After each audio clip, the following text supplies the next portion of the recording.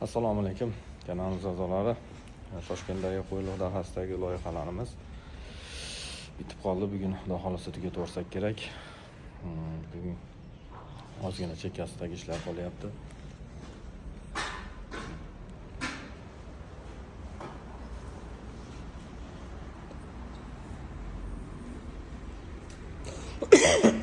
Buni oq mramorni kubik granitdan, keramik granitdan qo'llangan qora.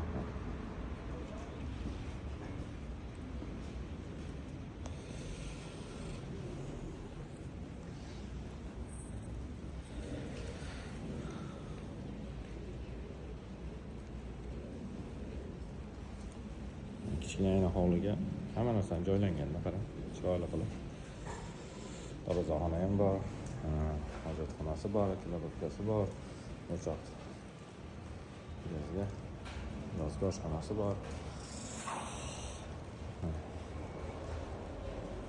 Devor turadi ekan.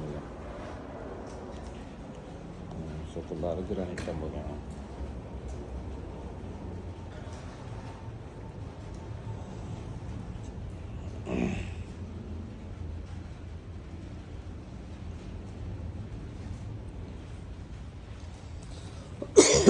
Egasi bir nimani aytyapti.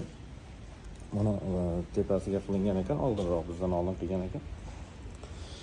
Mana sikanchiq bo'lmasin deb yulib anaqasi budur-budurini qilgan ekan.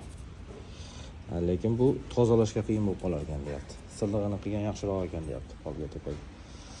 Bayda suv tushmasa sekanar ekan baribir. Shu tozalash qiyinlashib ketibdi. Shunga qilayotganlarga maslahat, zinalarga, ostonaga silliq narsa qilgan yaxshiroq ekan, pokiza turar ekanda. Biz ko'proq o'zi burchakkan mahsulotlarni qilib berayotdik ko'p joyda. Keyindagi o'zlari qilib olgan ekan bizdan oldin.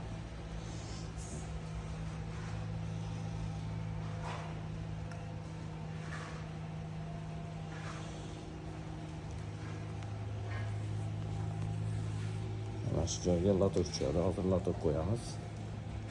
Keyin kanalizatsiyaga urib qo'yamiz.